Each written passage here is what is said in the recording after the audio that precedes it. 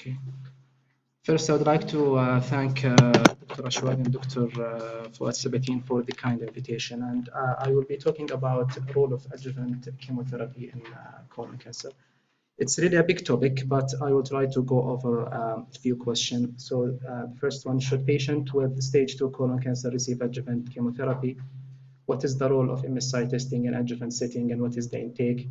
And the burning question over the last year in stage 3 colon cancer, 3 versus 6 months, what is the optimal duration? So this is just an overview about the development of chemotherapy in colon cancer. And as you can see, over 40 years, we've been using the chemotherapy with different treatment intent. Initially was for palliative chemotherapy, then in early 90s, we started to use it as adjuvant chemotherapy. And recently, the concept of neoadjuvant chemotherapy has emerged. There has been many approval for many agents, and this is mainly in the metastatic setting. We have biological agent, we have chemotherapy, we have oral agent. And in metastatic setting, we know how to combine this medication and how to sequence them and who is going to benefit and who is not. But when it comes to the adjuvant setting, we have a limited option. So we have 5-FU, capecitabine, oxaliplatin in combination with the above. And in Japan and some area in Europe, they use S1 as adjuvant therapy. So this is the timeline.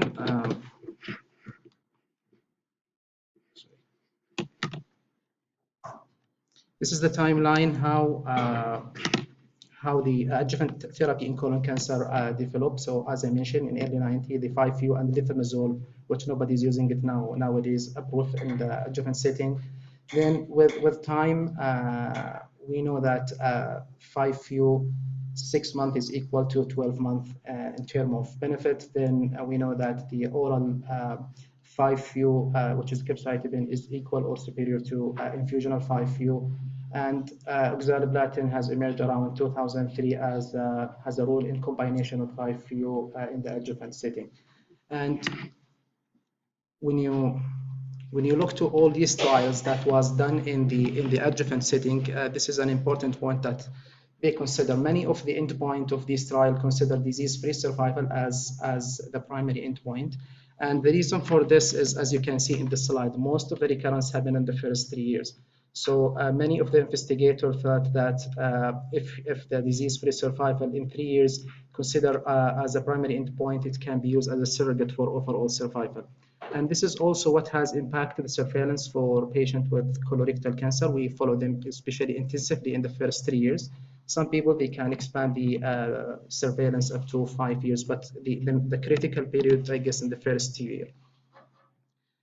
One more point, most of the adjuvant trial was done in combination population. So you'll find most of this trial have stage 2 and stage 3 patient. So stage 2 patient, to start with, there is no lymph node involvement. It's only about the depth of the invasion of the tumor. And you can have the tumor that's involved to subserosa, or you can have invasion of the nearby structure, which is stage 2C. So when you read about adjuvant chemotherapy in colon cancer, you find frequently the word of controversy, dilemma, debate, always there. And I don't think in my presentation I will resolve this, but I will just explore with you why we have this dilemma in patients with stage 2. So if you go to the NCCN guideline, if you go to high-risk population stage 2, you can see the extreme of the recommendation. Either you observe the patient or you give 6 months of intensive chemotherapy, platinum-based chemotherapy, which for me it's a big stretch. But this is actually, it's reflecting the data that we have in stage 2 colon cancer. This is from COSAR study. This is the largest, I think, study that include patients with stage 2 disease. About 90% of patients, they were stage 2 disease. And the issue with this trial, although it showed 5-year overall survival difference of 2.9 and disease-free survival, the median number of lymph nodes was harvested. At that time, it was 6 lymph nodes. So there was a possibility of contamination of some patients with stage 3. In addition to that, they have some of rectal cancer patients who receive adjuvant therapy, and the benefit was observed and more pronounced in patients with rectal cancer. So really, you cannot make a clear conclusion with this small improvement in overall survival that chemotherapy is a standard in stage 2 colon cancer. In addition, the inclusion criteria was no clear indication for chemotherapy, so they included any patient with stage 2 disease. This is a large meta-analysis was published in 2004, looked for many of the adjuvant clinical trial in addition to meta-analysis for in the era of 5-FU. It didn't include the oxaliplatin trial. And the final conclusion of the investigator, as you can see here, there is no compelling evidence to advise the standard use of systemic adjuvant therapy for patients with stage 2 resected colon cancer. There is probably a small survival benefit for adjuvant treatment that present trial have not detected as significant. Now, if you look to the 5-year overall survival, you can see some of the patients with stage 2 disease, they have a worse outcome than stage 3 disease. So this can tell you that subset of patients with stage 2 disease, although they are early stage, but they can have worse outcome. And this would promote the identification of high-risk individual. So different expert groups, they came up with different, actually they share most of the high-risk feature. But what I want to mention here that the poorly differentiated tumor, it's not necessarily a bad prognostic sign. Actually, nowadays, in the era of microsatellite instability, we know that those patients usually have poorly differentiated histology, which convey a better prognosis.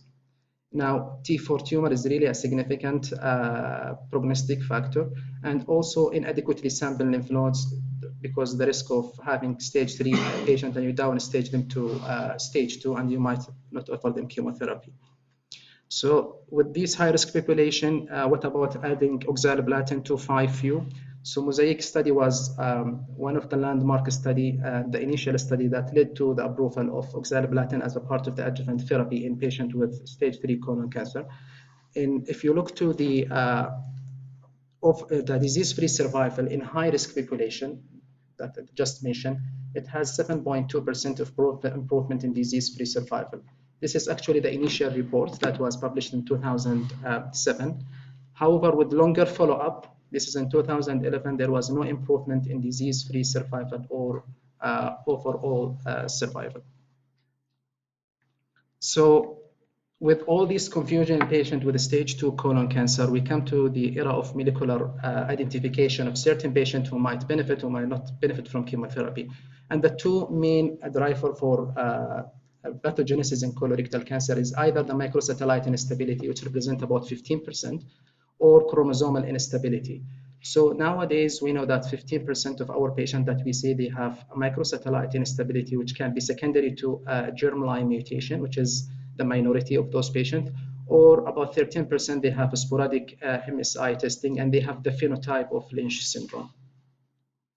So you can test for this by two ways, either looking for the protein by immunohistochemistry or doing the PCR to detect the microsatellite instability. And the feature when you see the pathology report that might suggest that this patient has microsatellite unstable tumor, usually they are in the proximal colon. Usually, as I mentioned, it's poorly differentiated, mucin producing with lymphocytic infiltration. And when you look to the percentage of patients who have microsatellite instability, usually about 20% in stage 2. And as you move with the stage, the percentage come low, as stage 4, Dr. Sabatine just mentioned, and less than 4% actually they have microsatellite instability. This tells you that those patients usually they come at early stage, they rarely metastasize, and they have a better outcome. So if we identify this population, can we spare some of our patient chemotherapy that is not indicated? If you look to the data from PTAC study, this is the study that was looked for the irinotecan in the adjuvant setting comparing to 5-FU. Despite it was a negative trial, if you look to the two most important prognostic factor in stage 2 was T4 versus T3. T4 has a poor outcome, and tumor with MSI high, they have an excellent prognosis with a hazard ratio of 0.28. So this tells you that the microsatellite instability, they have a good prognostic use. In addition to that, in COSAR study, the study I just presented to you, when they looked back to their patient, they found that 13% of the patient has mismatch repair, and they have a better outcome comparing to T4 tumor, which was a significant poor prognostic factor. So, and this is in terms of prognostication. Now, is there any difference in terms of response to the treatment? This is, although it's a small number of patients, but this can tell you that some of the patients with a stage 2 who has a mismatch repair deficient, in other words, MSI high, they have a detrimental effect with 5-FU. Now, this result might not be replicated in other study, but giving the good prognostic feature of this tumor and data that is coming and indicating worse outcome with the speculation. If you have a patient with a stage 2 disease with MSI high, I think chemotherapy is not indicated. So what I would say about stage 2 colon cancer, so chemotherapy is not routinely used, and it's considered a patient with high risk feature. If you have a patient with MSI high colon cancer with no high risk feature, they shouldn't receive chemotherapy because of their excellent prognosis, and the chemotherapy will not add to this. And if MSI high and high risk feature, and if the chemo to be used, oxaliplatin should be added to overcome the resistance to 5-FU. So for stage 3, I think we have more consensus that most of the patients benefit of chemotherapy. If you can see on the left side, this is in 1990 with the era of lifamazole and 5-FU. And there was a benefit since that time. And even with the recent study, we can see the one on the right side is a fluoropyrimidine-based therapy compared to observation, and there is a clear benefit in stage 3 patient. We know also that capecitabine, which is the oral form of 5-FU, is equivalent or even better than infusional 5-FU. And if you look to the Mosaic study, the data for stage 3, they have improvement on overall survival by 4.4%. And this finding was also noticed in other studies that looked for oxaliplatin as a part of their therapy. So the NSABP C07 and Zeluxa study both confirmed the improvement in disease-free survival and overall survival. So this is an important point to consider in patients with stage 3 disease. Although we say that all patients benefit from chemotherapy, but you see the benefit of adding oxaliplatin is more pronounced in a patient with more nodal involvement, more than 3 lymph nodes. And this has something to do with what I'm going to say in the 3 versus 6 month. So trying to explore more option in adjuvant setting for colon cancer, 3 negative trials for irinotecan. There was no improvement in disease-free survival or overall survival on this study. And we looked also for the biological agent, which has an important role in metastatic setting. However, 3 trials of bevacizumab failed to show any benefit, although it was given up to 12 months after completion of after surgical resection. And there was one more trial I didn't include it here, but all the trials were negative. And when it comes to the targeted therapy, everybody was excited at that time with the presence of CRC status as a predictor of response.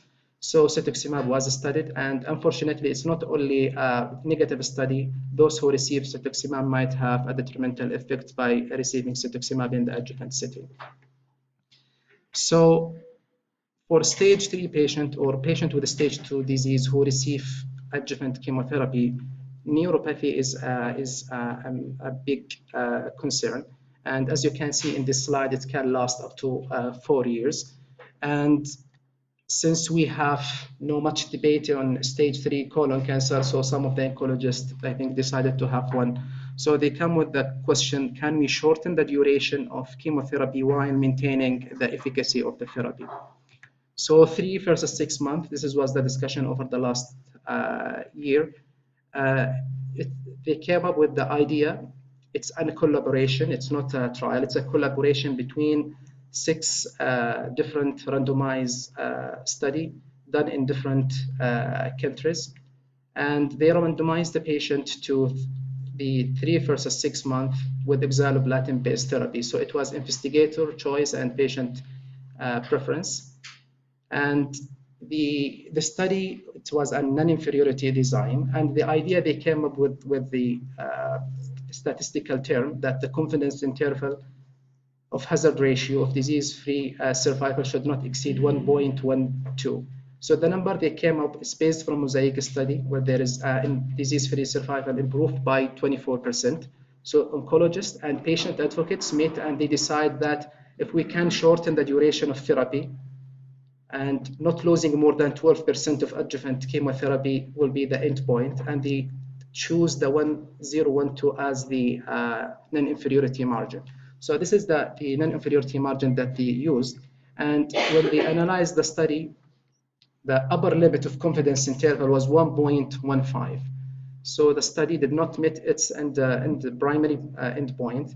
Despite if you look to the curves, it look similar, but in terms of statistics and based what they define as non-inferiority, it was a negative study. So people start to look to the analysis based on subgroup and regimen. So with respect to the regimen, it was pre-specified. However, for the risk group, they classified the patient to high risk if they have T4 or N2 disease, and low risk if they have T1, T3, or N1 disease. This was not pre-specified before the analysis. And as you can see here, FOLFOX is clearly inferior in high-risk population if you give it for 3 months.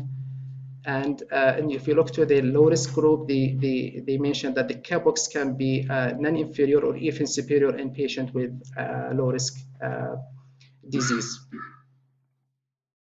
In terms of toxicity, as expected, when you give less oxaliplatin, there was a threefold reduction in the risk of neuropathy toxicity, which is an important outcome to our patient. So despite the large size and the prospective study of the IDEA collaboration, there was no direct evidence that Cabox compared to FOLFOX has a superiority or non-inferiority in all patients. And patients, to have a better outcome of this study, should have been randomized to Cabox versus FOLFOX, and they should be randomized to 3 versus 6 months. And the analysis by risk group, despite it was in a good sense, but it was not pre-specified before the analysis. And the data from 3 available trials is heterogeneous. However, 3 out of these 6 trials are not available yet. But again, if you look to this slide again, some patients of stage 3, especially when talking about T1, N1 disease or T3 up to TN1 disease, they can have a better outcome of some of stage 2 disease. And this make you ask yourself whether really you should go with a 6 month of therapy in those population.